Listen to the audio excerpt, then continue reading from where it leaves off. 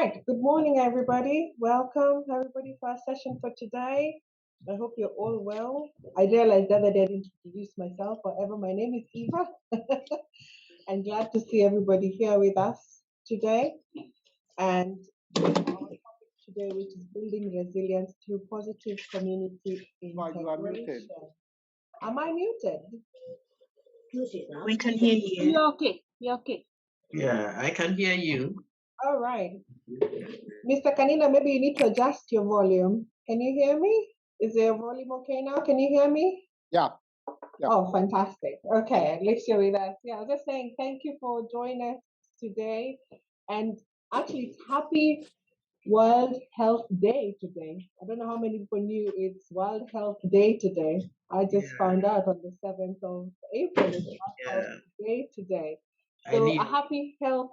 Grace, you knew about it. So I knew. Yes. yeah,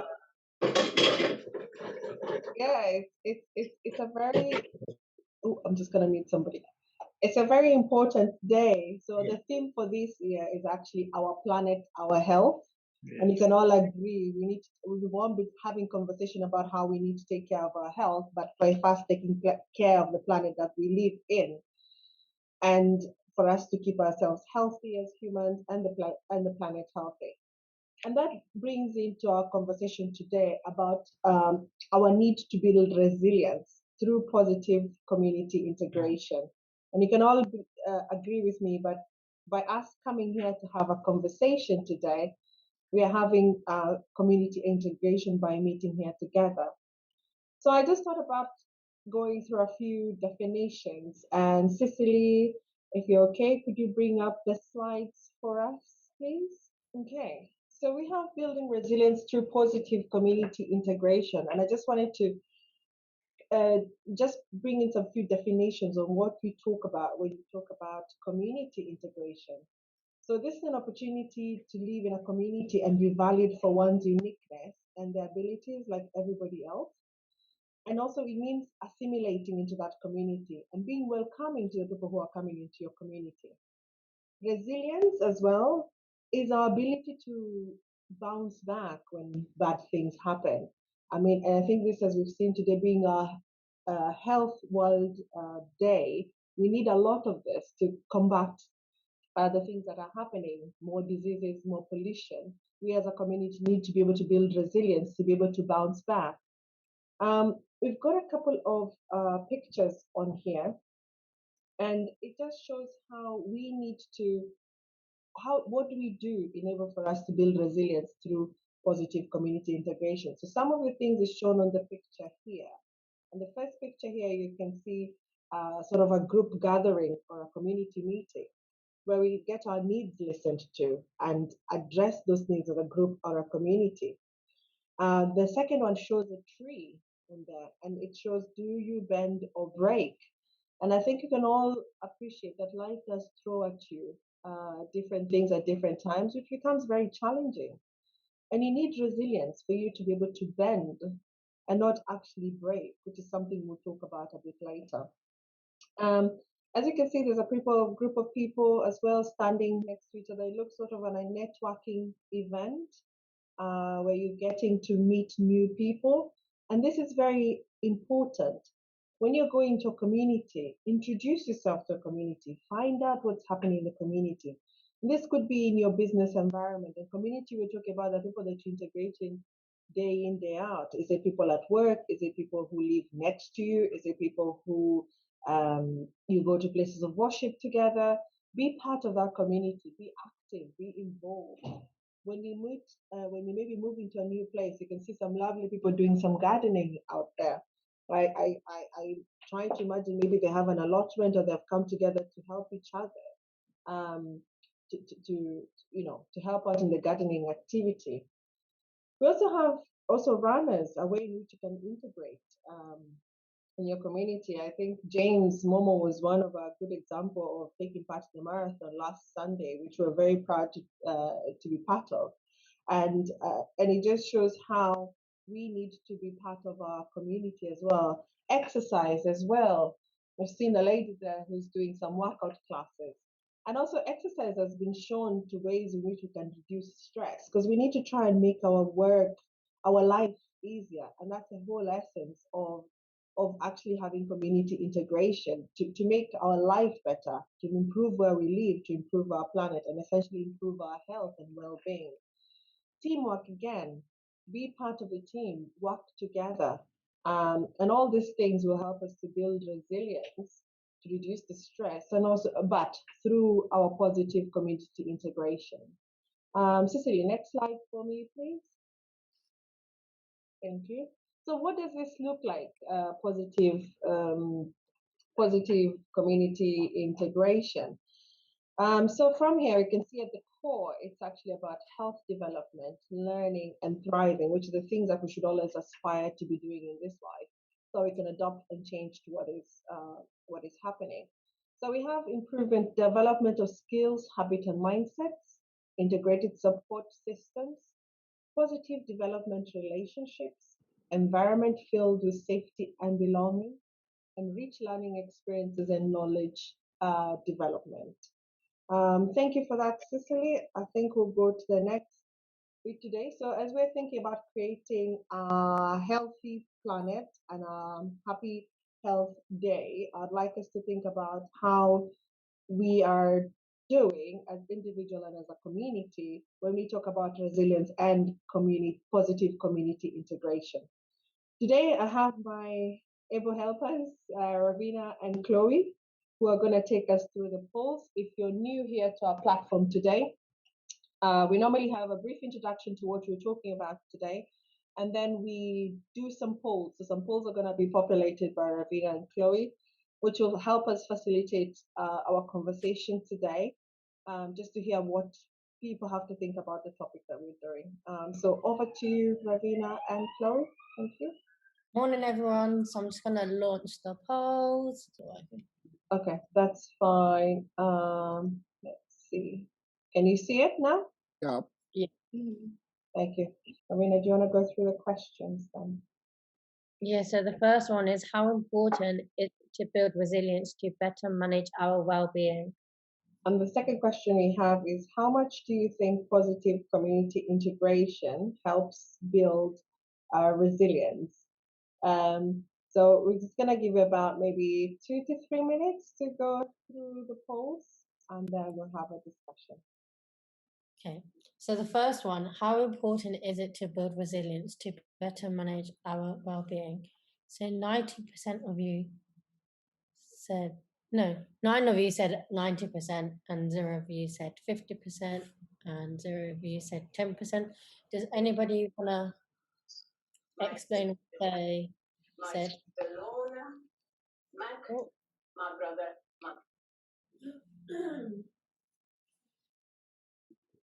Oh, yeah, okay. So does anybody want to explain what they thought of the first question?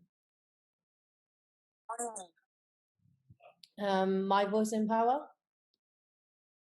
Hi. You had your- Yeah, so building resilience helps you with your well-being by allowing you to become more aware of yourself and what's going on with you, so then you can pick up when things start to change and kind of catch yourself either before you go downhill or get yourself out of it once you're in it. Okay.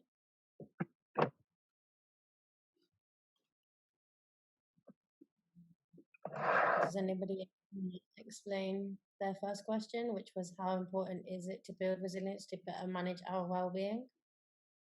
Or should we go over to the next question? Okay, I think we should go over to. Oh yeah, go on, Ben. Well, I thought building positive community integration would help me to develop certain skills or knowledge or information that may help in understanding some of the problems that I may be going through. So I think involvement in or building positive community integration, for me, is an empowering tool for social problems and things like that. So I put 90%.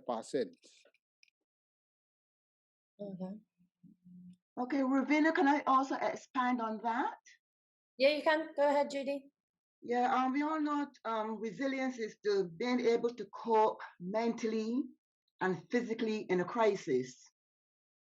So Yeah. it means adapting well in the face of adversity, trauma, stress, and being strong, and also maintaining control of a situation and finding new ways of tackling the problems and coming out stronger in the end. 100% so true. Does anybody else want to say anything on what they thought?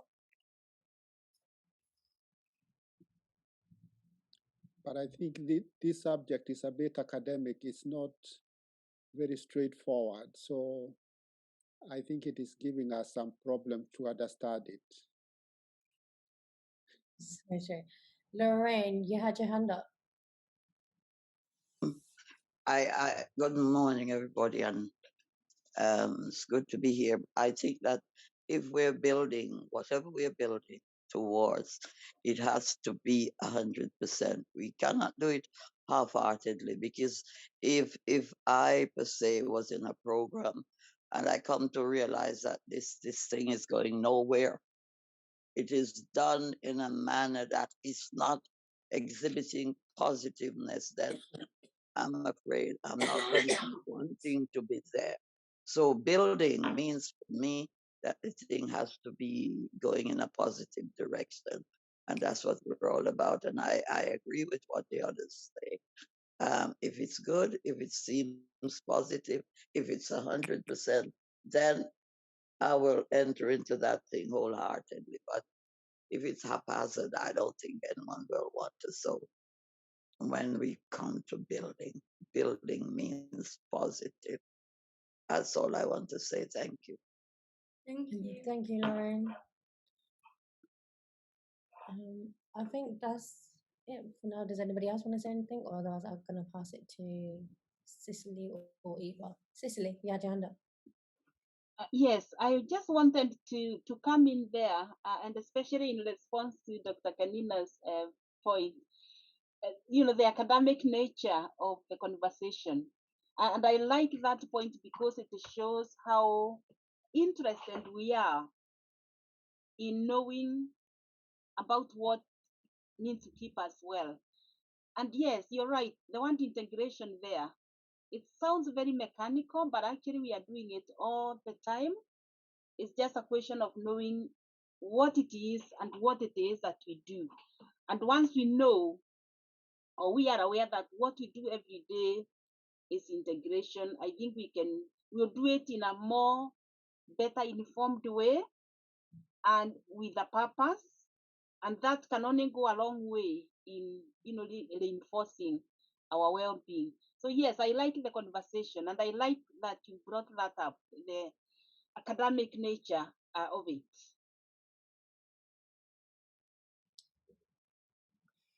Thank you, Cicely. James, you had your hand up? Yes, I think just briefly to add to what Cecily has just said, I think the process of integration starts from day one. I can go back to my childhood, and even the name I was given is an aspect of me being integrated in the family and then into the community, because people were invited to come to my naming ceremony. I didn't know who were invited, but I think my people told me that a lot of people came, the whole village came out to celebrate. So that's how I was integrated. That's how I began to be part of that society or the community. And schooling is another ritual where you become part of the community through learning. You go to university, it's another work and other areas. So even here, when for some of us who traveled from Africa to settle here, we had a process of integration. I think Cecily was talking about the mechanical aspect of it. It's also the technical aspect of it. It's also the social aspect of it as well. So the word integration is big, but I think for us here as a community, we're making it meaningful to us. How do we integrate into the community of Reading? You know, for example, when we come to the hub here, how do we feel part of the hub? It's really what we're talking about today. And how is that going to help us to build resilience in dealing with the experiences that we all talk about, crises, whatever you go through, you know, so we constantly being bombarded by a lot of issues in our community. Even navigating through your mobile sometimes can be a bit difficult for a lot of us, you know, and so we need to understand that any resilience you capture from whoever you meet, integrate, interact with is irrelevant to us. And you learn from each other as well, you know, in terms of what we learn from these young people today coordinating this meeting every week in, week out. It's about their resilience. How are they doing it? You know, what are they sacrificing to be here 11 o'clock every Thursday to do this? So it's really about us also. So I think it's really an important issue to really dwell on. And an example I can give, there's a community back in my country. There's been a lot of issues to do with a particular bridge, but the government didn't support anything. So they've come together through integration. They've raised funds. They are making the bridge. So for me, that's community resilience, but also learning individually. How did we come to this? How did we decide? Who did what and how? So it's really about that we need to be focusing on. Thank you. Thank you, James. That was very valid points there. I think we're going to pass it over to Eva, Cicely, or Eva to take over the next part. So we still have question 2. Do you want to go through question 2 on the system? Hi, everyone. So the second question on the poll is, how much do you think positive community integration helps build resilience? And 6 people said 90%, and 3 people said 50%. Does anyone want to expand on why they chose 50 or 90%?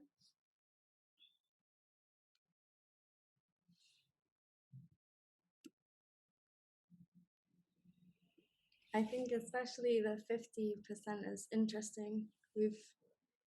I'm intrigued.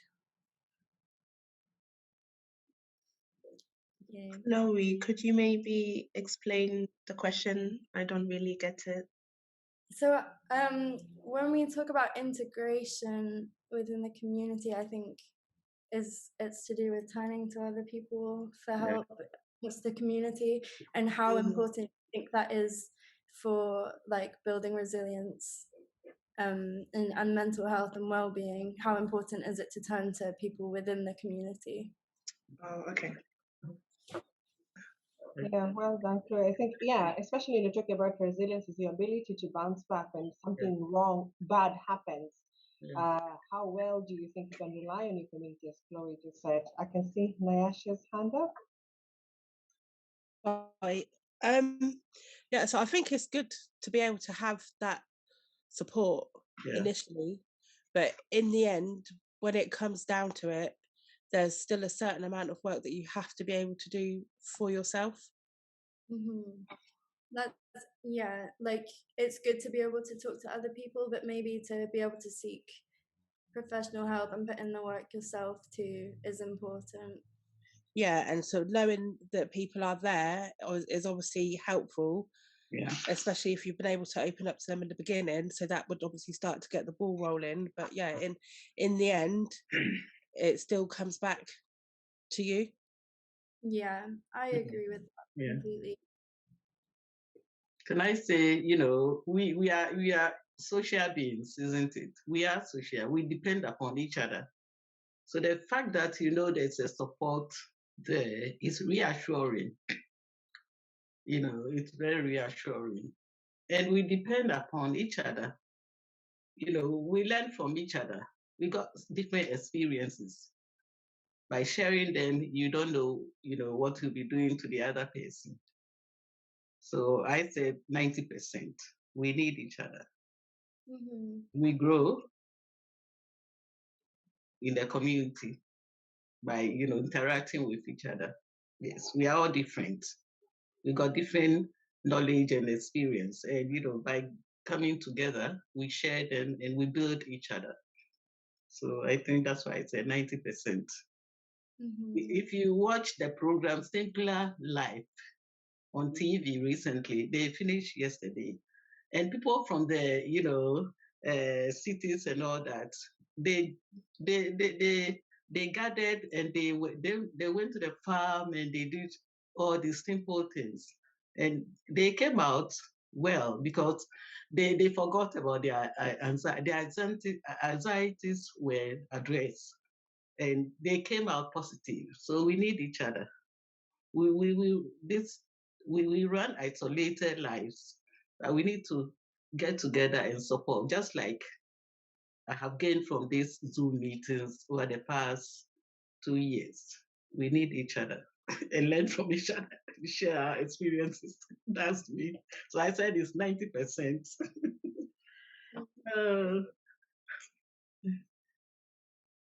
Thank you. Thank you, Grace.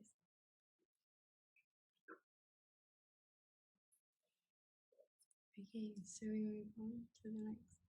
Yep. I think Ben is, Mr. Can- Kanina is talking. Can you hear?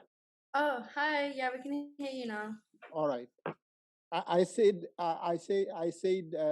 I put at 50% because when I consider the number of times that I have turned to somebody or group of people because of some needs that I need help to sort out, in most of the cases, maybe it is about medics, the health, or those type of official structures that are available.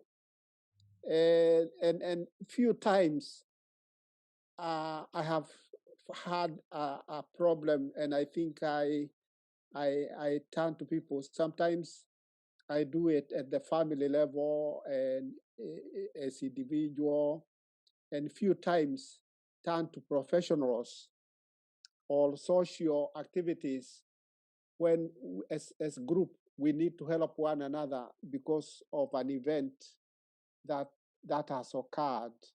And those occasions I rate them at 50% myself. Yeah. Thank you, Ben.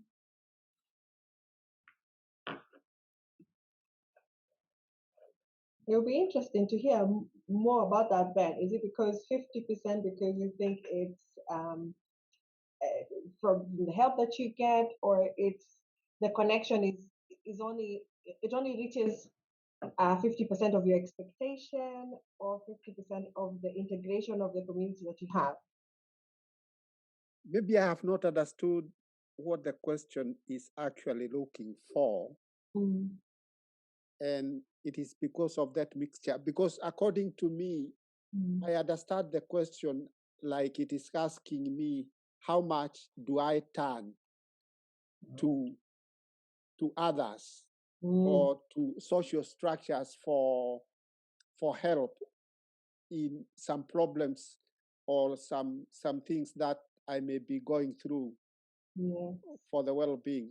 That's the way I understand the question. I don't know whether I have it right or No, I can totally see it that way, because and I can see why you answer 50%, because sometimes you can only rely 50% on people and then 50% on yourself. So it can be translated either way. So, but that is good feedback for some of the questions, so we know how it can also be interpreted. So yes, I agree with what you answered, because I would do the same thing. You can only rely on people so much, but you still have to do the work yourself in certain bits when you need some help.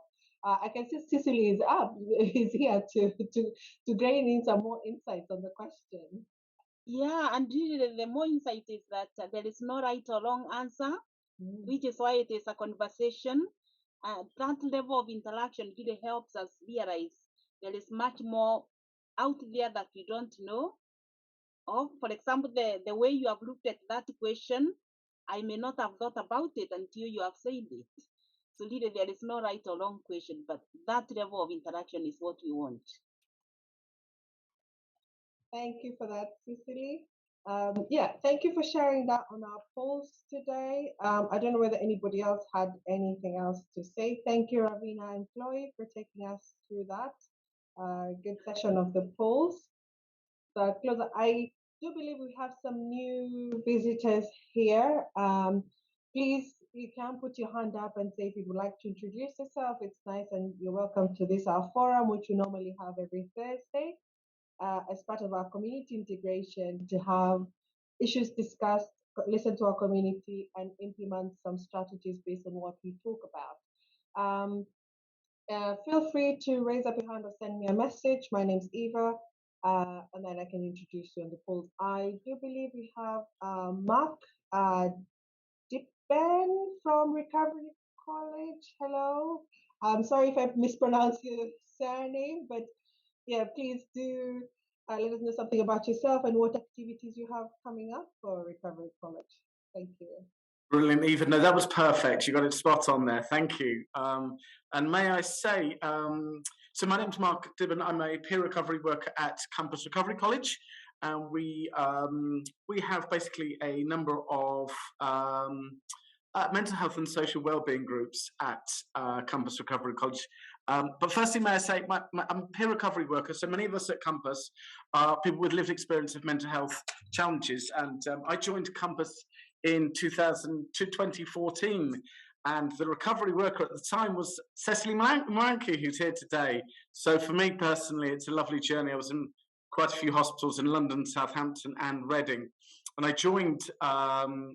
I must admit, I joined Campus to kind of get help with, with my own voice hearing and my paranoia and the challenges that I faced. And I was I love doing this, and I have no shame in doing this. I love to take the opportunity to thank Cecily dearly and sincerely for all the help she gave me to come back from, it was quite a difficult time. So many thanks to Cecily, who's here today.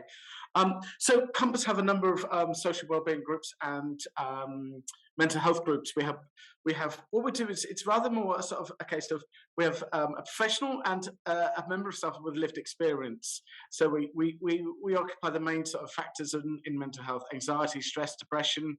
And every term, so we have like an educational year. Every term we look at different factors. Over COVID, we've noticed that there's been an increase in well-being. Your wonderful survey today shows this, and thank you to Ravina and Chloe, because I think one of the important aspects you brought up there is the importance of community. We're going to be back in the community, the Campus team, over the next over the next term, throughout the summer. We're going to be in a lot of communities and a lot of community centres and sort of areas of places like in the town centre where we can reach out to people and see how people are doing. COVID had brought up as many issues that we became isolated and became separated, and for many people it's important for our mental health, and for this for your Zoom group, it's so important for many people to connect and re-establish, and so important for our own well-being. We're doing a lot of wellbeing groups, and it's become really popular. Creative art. I was at the Museum for English Rural Life yesterday. We've got a display there, and they've been really kind. So we've noticed the importance of actually helping people together and connecting them. So we've got something like Singing for Health. We have a regular coffee and chat every Tuesday at the Biscuit Factory, and every Friday we have a walk at Palmer Park. Palmer Park Cafe, which we end up at the wonderful Tutu's Ethiopian Cafe, and we spend a good couple of hours, far too long, and it's always a fight amongst the staff to see who can get involved in this in the wonderful event that we take place. We mainly have a number of groups. It's not one-to-one, it's more peer group support, and what we do is we encourage anyone, carers and people who are facing the challenges alike, to come together, give us a call. I'm going to put the chat, if that's okay, to everyone, Campus's website, because I don't want to I could do slides and everything. So in here is a link to our new sort of summer term. So I've got there's a K, it doesn't quite fit, but if you click on that link, hopefully we'll copy and paste that link into your browser. You'll be able to come and you'll see Campus's prospectus and schedule for the next term, starting on after Easter on April the 19th. We've got so many new workshops as there, looking at anxiety, looking at many of the sort of factors that come about through COVID, but also through socialisation, and many community events that we've got coming up. We'd love for you to come along. Please do give us a call. It's on our website, details there, or send us an email and get in touch, and we'd love to help you out. Yes, so lovely. And thank you for your invite today. It's really much appreciated. Thank you, Mark. Thank you. And thank you for encouraging us to continue doing the community work, because it's important. And great to hear about the lovely work that you're doing as well. I particularly like the walks on a Friday and ending up at Tutu's restaurant. I might just join you on that one myself. Because we need to take care of our well-being. Thank you very much, Mark, for being here. And yeah, he's put the details on the chat. I don't know if anybody has a question for Mark whilst he's still here. If you do, you can put it in the chat or feel free to raise up your hand. Thank you for that, Mark. I just noted Dr. Stella also is with us today. Dr. Stella, if you're in a position to just say hello and also tell us more about what you do, that would be really good. But let me know if you're able to do that. That's Dr. Stella Nemoseso. Yes, thank you so much. I was invited by Miss Lorraine. I am a board certified alternative medicine practitioner based in the state of Florida in the US. We are just here to support anyone who's really trying to achieve balance and achieve healthy lifestyles through lifestyle change programs. So this topic of resilience is actually very profound, and thank you for sharing that. And I want to say that my observations, having serving in the community and also as a professor for many years, is that a lot of things are lost in translation. So I like what I heard here today, and I heard quite a few references to, my local community.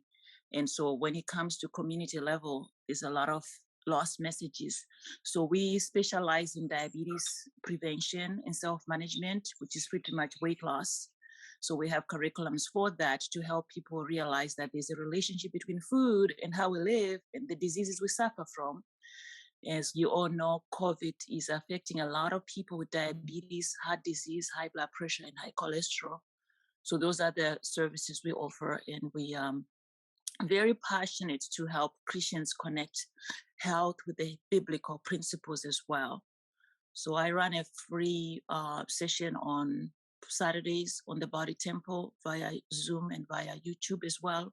It's on our YouTube channel, Dynamic Lifestyle Institute, as well as because a lot of Christians wait until too late and then they start praying, whereas they could have changed some things along the way. And we are realizing that these messages didn't really resonate very well with our young people because food infomercials are very powerful these days. So thank you so much for the invitation, and I hope I'll stay connected with you, your team. Thank you. Thank you very much for that, Dr. Stella, and thank you for the good work that you're doing. And I can see you've posted your details on the chat, and definitely do email me when you're having the Zoom meetings. We can try and also publicize that on our socials as well, especially now that the world is becoming a global village. We might as well take advantage of all the knowledge we can get. So thank you for the good work. Anybody else who's new, please do raise your hand as we go ahead. We are also based here at the Oxford Road Community Hub, which is on 344 Oxford Road, and we do have activities as well to help people come and integrate. So we have coffee mornings on a Tuesday, which is 11:30 to 1, and so far we've been doing different things on our Tuesday. So we have bingo sessions. We've had hangman games with different things to bring. And also we've done a bit of art therapy. And today we have Chloe, who's going to tell us a little bit about art therapy and why she did this. And it's a good example of exactly why we're talking about resilience today. And Chloe, I just wanted you to share why you thought we should start art classes, which we've now done 2 to 3 sessions, which have been really good. And I think they're a good example of building positive community engagement. Chloe, over to you. Hi everyone. So throughout the pandemic, I lost quite a few friends, not just due to COVID. I think just lots of things seemed to go wrong over the pandemic, and I was suffering with a lot of grief. And I think the only thing that really made me feel better and grounded and able to process my emotions was through creating art. And I think that it's such an accessible way for everyone to cope, but they might feel scared to create art or that they're not good enough. And so my art therapy was more to do with getting people to create mindfully and consciously and not be worried about what the outcome's going to be, but more focused on how it makes them feel when they're doing it. And we had James come and talk us through it was kind of like a meditative process where we were very grounded and we imagined a tree, and I think it got everyone really engaged together. And then from there, like the things that people were creating were just, they were so, yeah, beautiful. So it's been nice getting everyone to just like loosen up a bit, not worry about what that art looks like, and just get together and enjoy the process of creating. And I hope that they transfer those skills into maybe when they're having a bad day or grieving or feeling lonely or isolated. I think right now everyone feels a little bit pent up and alone with a lack of community. So yeah, it's a nice way just to like ground yourself. Yeah, that's why I did it. Thank you for that, Chloe. Yes, and I do believe that people who have attended the sessions have really liked the calm and being in that moment that it's created for them. And as Chloe said, it's a space where you can just not have to think about everything else and just be in the room and do some painting. So we will publicize as well when we normally do it the first Tuesday of every month. So if you can join in, that would be really great. And we do have a car park as well. We also have gardening as well every Friday from Thank you. 10:30 to 12. Sorry, Jonathan. No, I don't. Oh, so just be, yeah. So we do have gardening as well, activities as well. Yeah, Cecily, shall I pass back to you? Thank you, Eva. I'm really, really enjoying the conversation. The artwork, something I'm not very good at, but glad that you can just get there and indulge with it. I can't wait to come in one of the sessions, Chloe. Yes, I love the energy that has been brought in. Mark, it was lovely to hear the many things you're offering at campus. And I am sure Eva is working very, very closely with your team to bring this all to our communities in bigger and better ways. We can't wait to engage. Now, the word resilience, we've talked about it before, and I just thought, maybe we won't be tired watching a short video clip to explain it further, but also to see how life can throw things at us unexpectedly or unprepared, but how we can bounce back through the support of others. And we can only do that if we are well integrated in our own communities. And I believe there is nobody better who can say that than Alice, who has joined us here. But let me share the short video clip before we can bring Alice in. Just bear with me.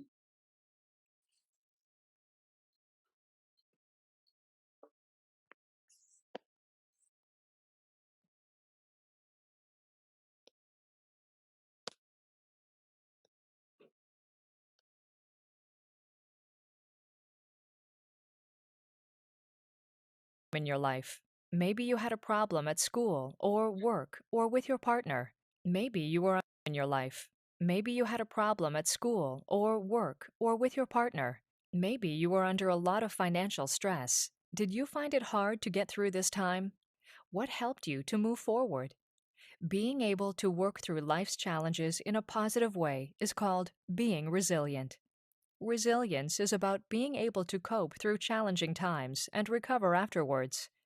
It helps us to thrive and reach our full potential, even when times are tough, and it can make the difference between feeling overwhelmed by a challenge and using the experience as something to learn from. Resilience doesn't come from having a perfect life. It doesn't mean we always have to be happy.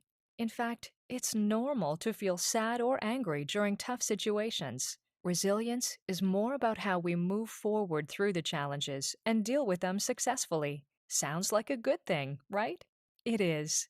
In fact, research shows that being resilient helps us recover from illness faster, live longer, and do better in our daily activities. It also helps us to have happier, healthier relationships. The good news is that we can all practice skills to be more resilient and help others be resilient too. Being resilient is not just something you are born with or without. It's something we can all work on over time. We can even help teach our family these skills. Improving our resilience skills helps protect us against mental health challenges and illnesses in the future. Let's look at an example. This is Jennifer. Jennifer has been having a hard time lately and is feeling stressed and upset. Her mom isn't well. She has some major bills she didn't expect this month, and her dog Shiloh passed away a couple of weeks ago. So, what are some things that Jennifer can do to help her through this hard time? Well, she can think about things that helped her cope in the past. She knows that being active, listening to her favorite music, and spending time with her friends and family helps her feel better. She can also think about good things in her life, like her relationship with her partner. She can think of solutions for some of the things she has control over. Maybe she can work some extra shifts to help with the bills. Jennifer should also know that talking to a healthcare professional is always a good idea when going through difficult times. One of the best parts about resilience is that it is never too early or too late to start practicing. So, let's recap some proven ways to build and maintain resilience, like knowing your strengths, thinking of things you are grateful for, being able to find solutions to challenging situations, being okay with not doing everything perfectly, practicing deep breathing and meditation or mindfulness, asking friends, family, or a healthcare professional for help, letting your kids work through challenges and supporting them as they learn how to deal with their struggles. And of course, eating healthy, having healthy hobbies, getting enough sleep, and spending time with your loved ones helps us all. Like Jennifer, we can all benefit from these tips when going through challenges, and we can even pass them on to others when they are going through difficult times. So now, think about the things that helped you with a challenging period in your life. What new things could you do next time that would help? Write these things down so you can go back to the list when you need it. Try one thing this week that you can do to build on and maintain resilience in your life. For more info and resources on resilience, check out havethattalk.ca. Brought to you by Ottawa.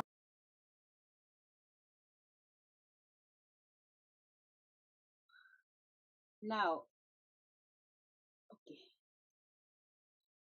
right.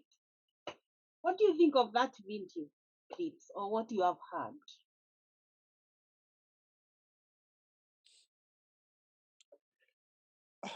Can I? Yes, please.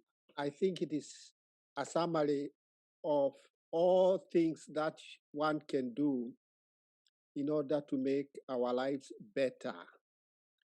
And not assuming that there are no difficulties in life, but learning from experience and from other people and turning to people who can offer help, including professionals and things like that, turning to social structures, living a healthy life, and trying to improve on the things that one is doing.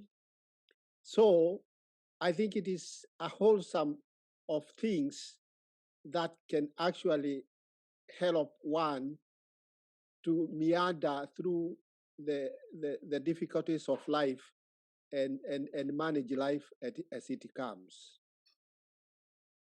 Wow, very well summarized there.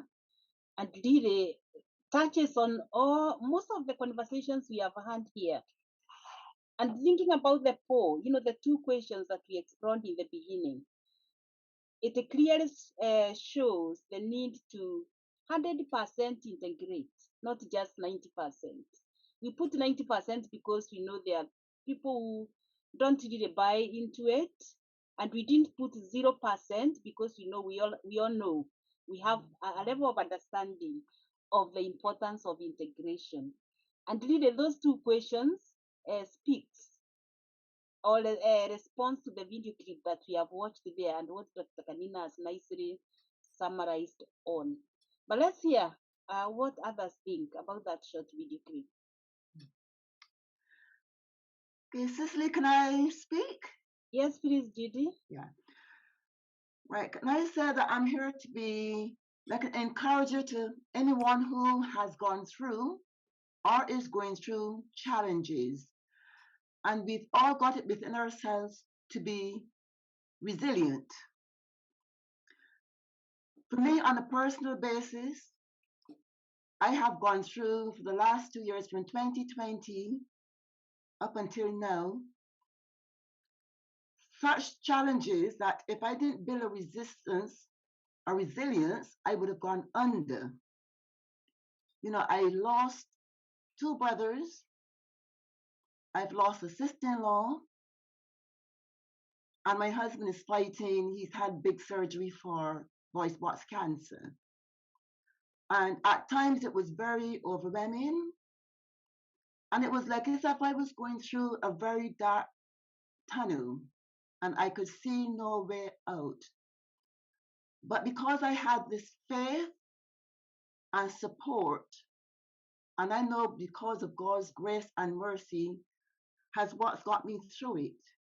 And we always say everything happens for a reason, for a purpose.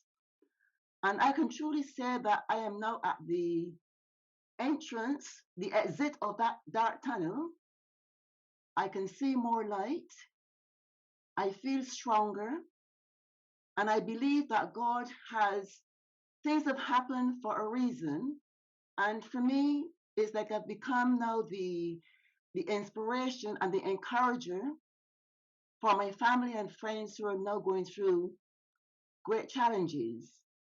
And I'm here to tell them, things are deep, painful, but you can get through them. You can build that resilience and be there to support others who are going through the same thing. I just thank you for listening. Wow, Judy, thank you. Thank you so much for that. I'm so sorry to hear your own tale. Those are the challenges we are talking about here. They are inevitable, they are part of life. But I also like the fact that for you, they have made you stronger. And this is what challenges do to us when we handle them well. It doesn't mean we don't have to cry or we don't cry or we are not put down. It just means that we can bounce back and knowing that there is support out there in our neighborhood, in the services that we access. But what makes it even more different is knowing where those services are and how to access them. But also having forums like this, knowing that somebody will listen and have an answer to something that we could be looking for. So Jude, thank you for sharing that. Right, yes, thank I you. see your hands. Nyasha, and then I have Lavina and Chloe.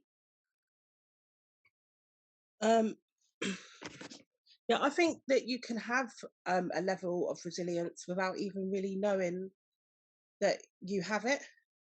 I mean, that's certainly been my experience from my childhood trauma, right, and the trauma that I've experienced right up until my mid-30s.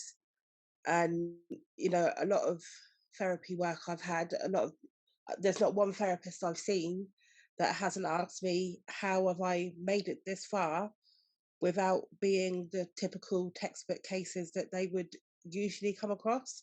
So a lot of people who have experienced the things that I have usually, I live in very bad lifestyles or have addictions and things like that. and yet I've been blessed enough to not have that struggle, even though I didn't have any support or community or anything like that.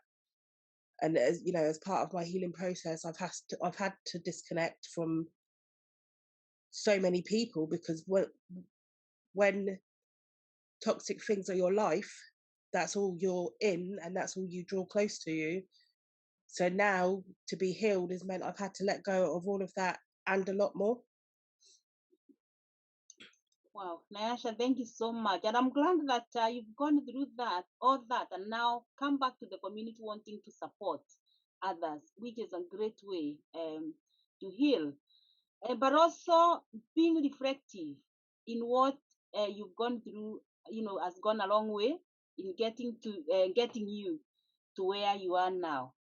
So just to say that we have James Momo here, we have Eva, and a few mental first aiders in case anything we are talking about here, brings some memories that may not be very helpful. But just know that you have the support that you need. Yes, Lavina and Croy? Hi.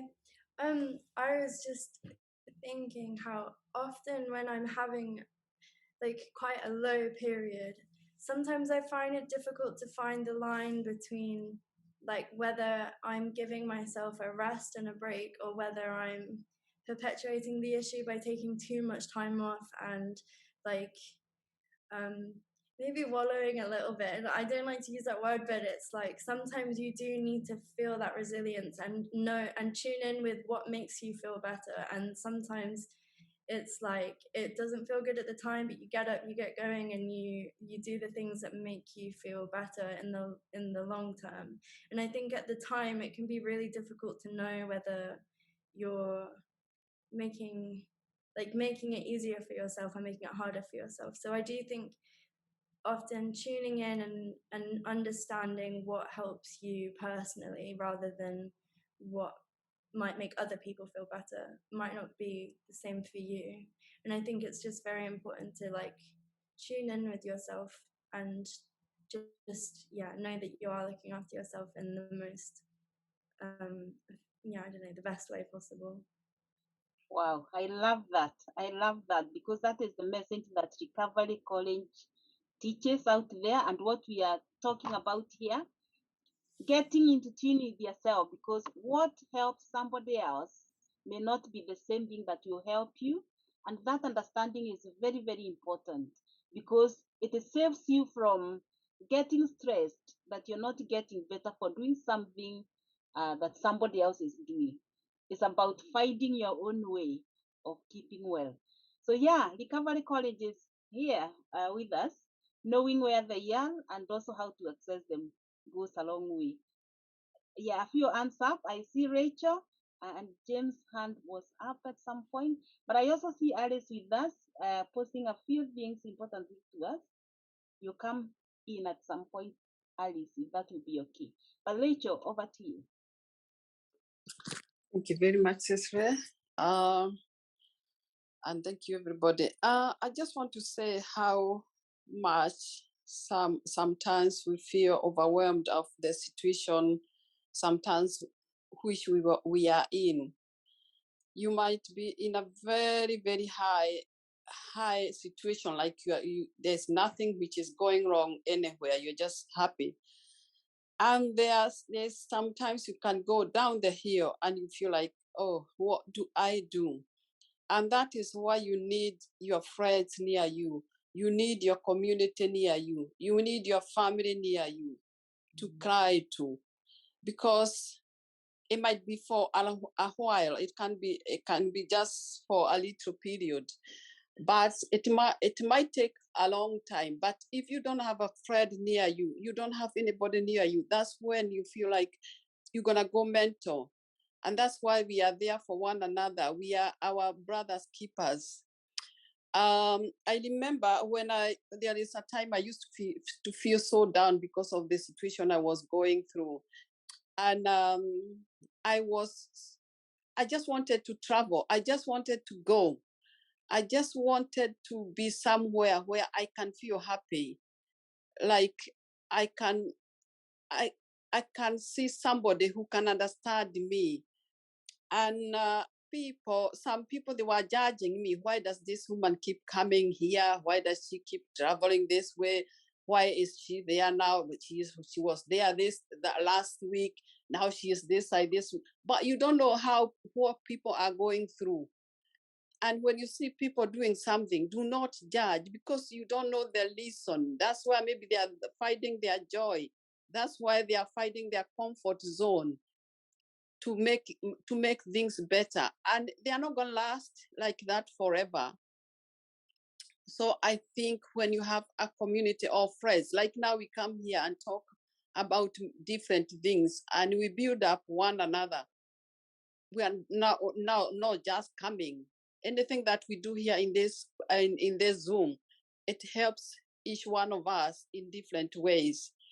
And I think it's nice when people doesn't judge people, but somebody can be very down and you feel so depressed and you feel like you don't have anything in this world left, but you don't know what they are going through. So let's not judge one another. Let's support one another when they need you, because it might be today is that person and maybe the next day maybe it's you. So we need to support one another in the community. Thank you. Rachel, thank you so much. We always say there is none of us is immune to life's challenges, and they'll come. And even to mental health, none of us is immune to that. And so we equip ourselves by connecting with each other and really educating ourselves on how to connect. It's not just connecting, but how we connect. We couldn't be connecting with people who will make us even worse, which is why this morning's conversation is about positive integration. So it must be positive if we are to keep well. And I know you're doing quite a lot down there. It would be nice to tell us a little bit more about the hub and what you have experienced in the people coming along and what has made them keep coming. There must be something right you're doing down there in terms of the way you are relating with them. Yes, so with a community hub, a good way of community integration is being welcoming and adopting and allowing people to integrate in the community. So of late, I'm sure most of you know, we do have refugees who've come from different parts of the world who are in Reading. And for some of them, they haven't had sort of, can we call a safe heaven. And for them, we've been able to provide tea and coffee. And James, who's our therapist, has been here to give them some guidance. And for them also, language is not their first, English is not their first language. So they do struggle to communicate. However, with the team here, we have with the hub, thanks to Arena, Chloe, just to mention a few people, we've been able to get games like bingo, which just includes numbers. And it's amazing to see how people feel, they can just see the numbers and say it, and we have to say 2 and 3, and they can connect the two. And it's really made them feel like part of Reading and somewhere where they can come and feel welcome. And besides what they have suffered to get to this country, they're feeling a glimmer of hope. And that's what we always try to do. As Rachel said, never judge, be there. It could be just, I said hello to somebody today and I just smiled with them today, just for that bit of coffee that we do.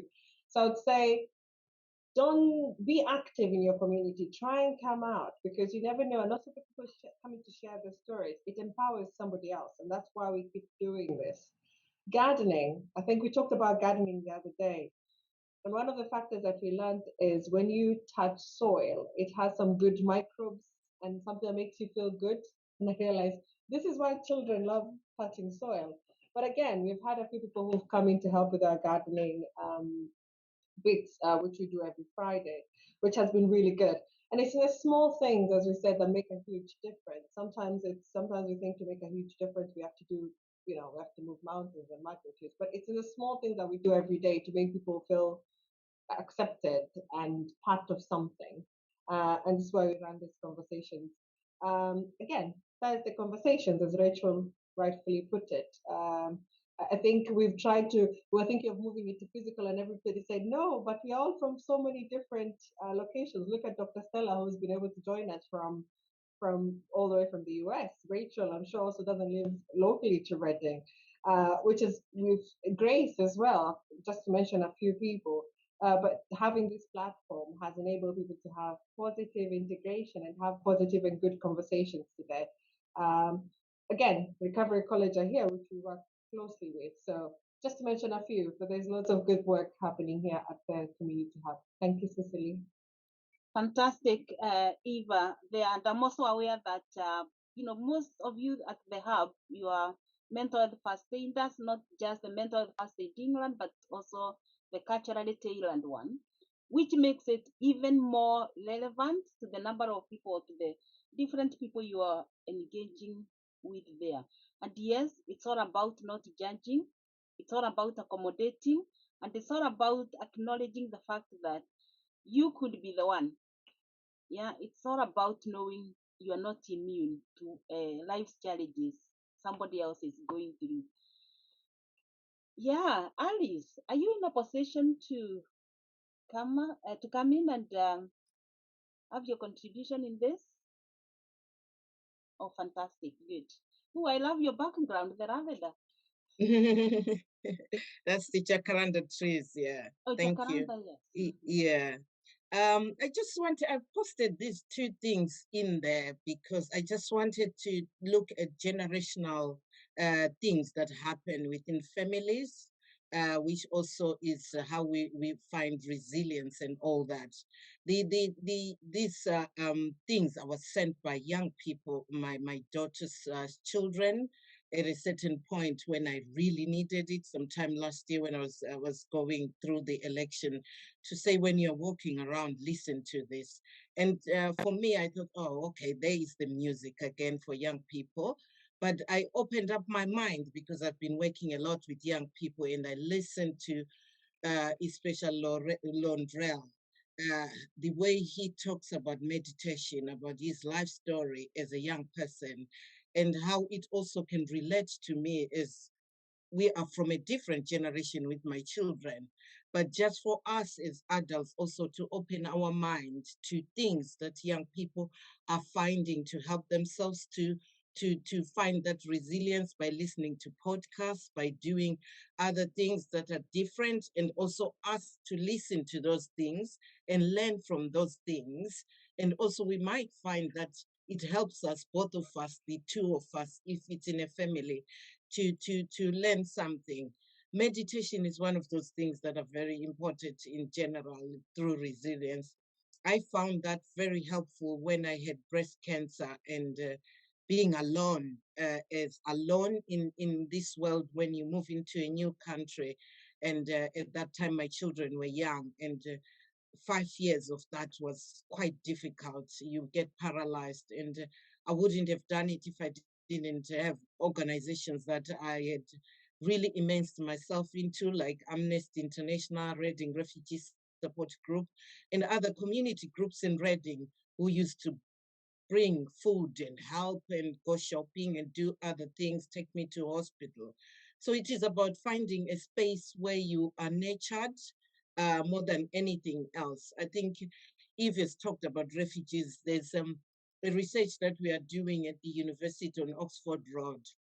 And one of the things we found is at this pavilion, Life Spring, we spent 2 months there and met refugees who didn't speak a word of English. And by the time we almost finished the research, they come for lessons there. And what they do every Friday is that they don't only just come for lessons because they stay in hotels. They find a space where they actually look forward to coming to that space and have to talk to other people who understand them, who also don't speak English as such as their first language. They are from different parts of the world. Some are from Iran, Iraq, some are from Syria, some are from South America, but they have one commonality. They are all human beings. And the commonality that has brought them there is the fact that they all want the good in anything that they have. and they share a meal afterwards, and they wear the stories that they've gone through. Some of them are horrible, horrible stories. They are terrible things to hear. But the resilience that these people have had, and they've got children also, and they spend hours and hours in hotels eating the same food every day. But every morning, I saw a family of 6 coming every Friday. And the resilience they had is unmeasurable. I cannot quantify it, how they are managing to do that. And their children that don't speak and they've started school here, they are coming into a different culture. And there are places in Reading that are doing communities that are doing a lot of work. And that place is doing a lot of work with people who are accepted as they are, people who have been on drugs, people who have struggled in life, young people, young mothers with young babies who come on Monday, a lot of other things that are happening continuously 7 days there, with no judgment at all. Anyone who walks in there is not judged. As many people have said, that they found spaces like this very helpful. And it is a place like some of the places in Oxford Road have been written off, but there are people that are thriving in these communities, which we should look into and embrace them and look at them as humans first before anything else. And young people, most of them, I think some of you young people might know about Untold, a group of four young people who are less than 30 years who grew up in Reading. We've started a podcast talking about stories of people in Reading, and finding resilience in how they are doing their work, and it's also helping them, but helping others in the sense of talking, giving that space of discussing such things that are happening. So there is a lot of things that are happening. I'll put a link to Untold and the things that they are doing also in the community. Thank you. Thank you very much for that, Alice, and thank you for highlighting the good work that's going on Oxford Road. And it would be good to connect with the organization as well to continue to support. Thank you very much for that. Right. Oh, okay. I thought Rachel still had her hand up, but I think it's gone now. Anybody else who would like to give in a contribution or anything before we bring James in? James is our CBT therapist, who's usually with us every Thursday. I'll give just a few minutes for anybody who wants to say anything towards the topic or an experience or something that I found helpful to help them build their resilience. Thank you, Alice, for that. You put the chat on the Untold. We'll look into that as well. So, James, shall I? Oh, I think Cicely, did you want to come in with something?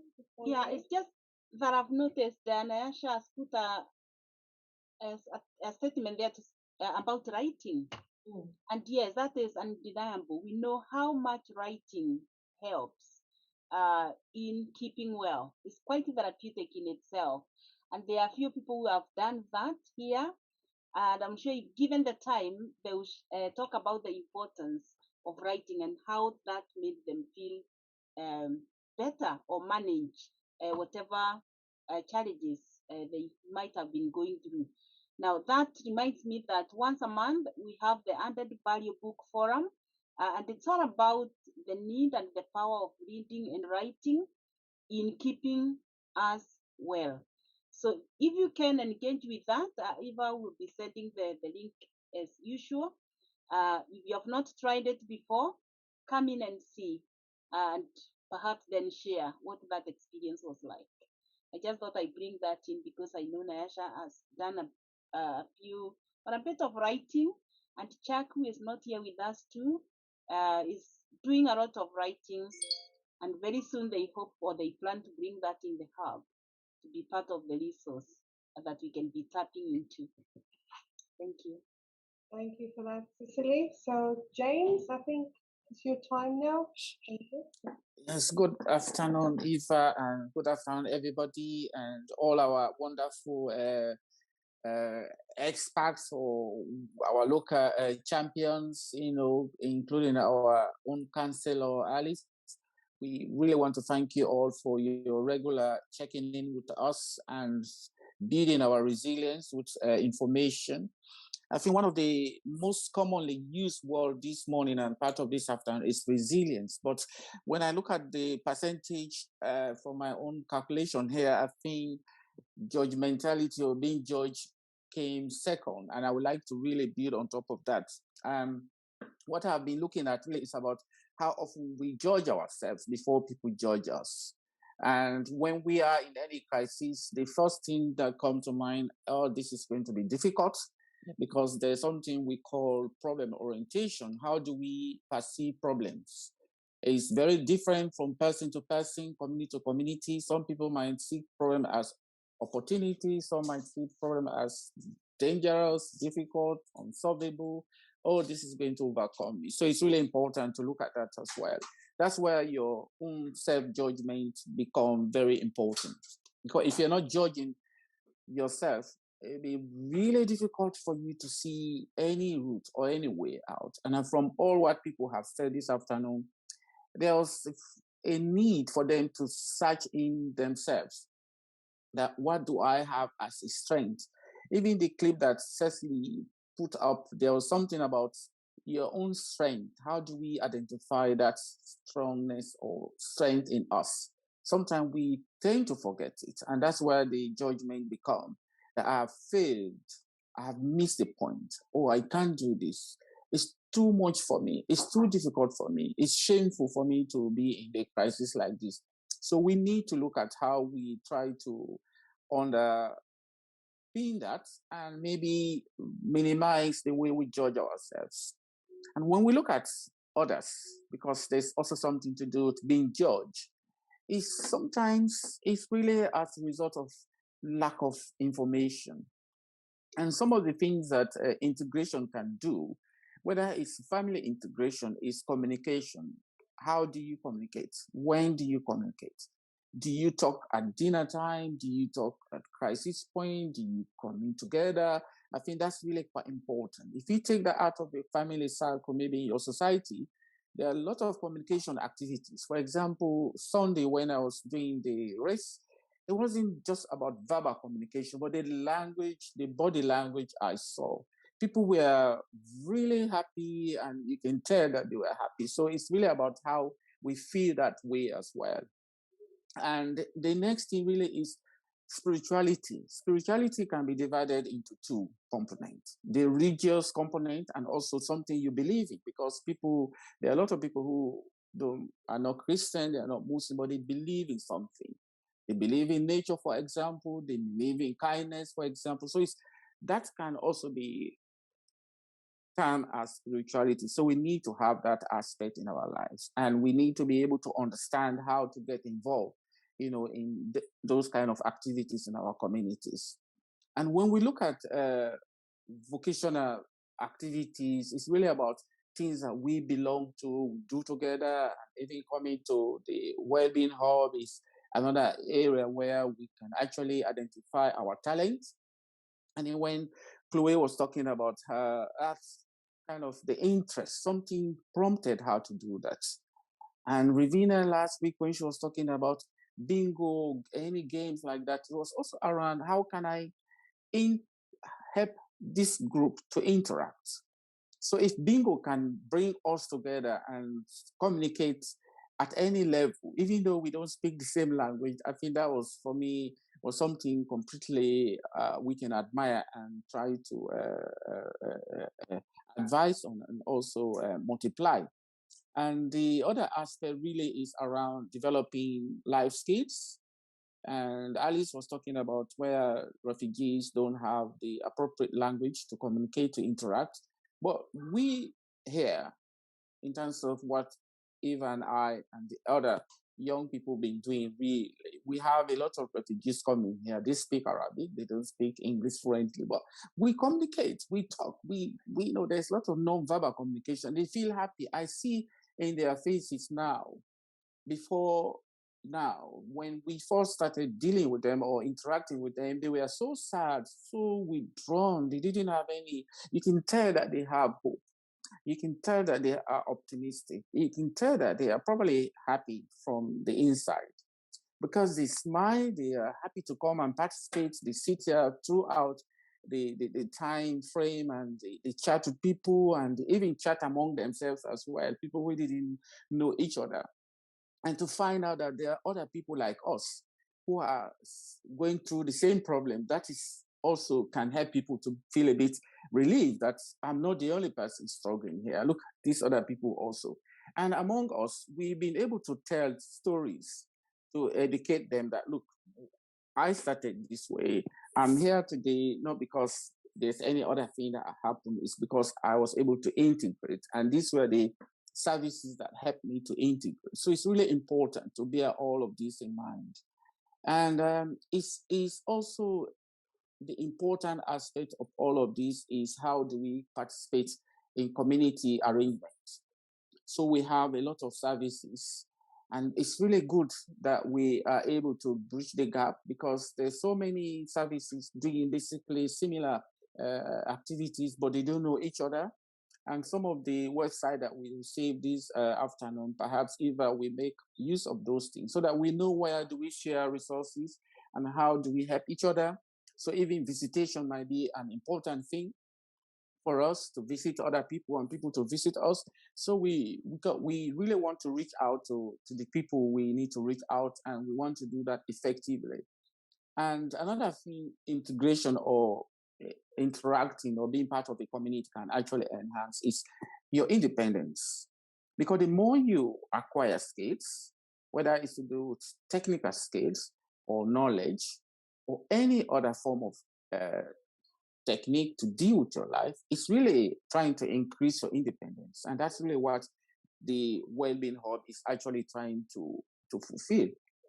Because when those people who have been taught about mental health issues at a cultural level can meet and advise and talk to you, you gain a lot of independence in how to deal with your mental health problems.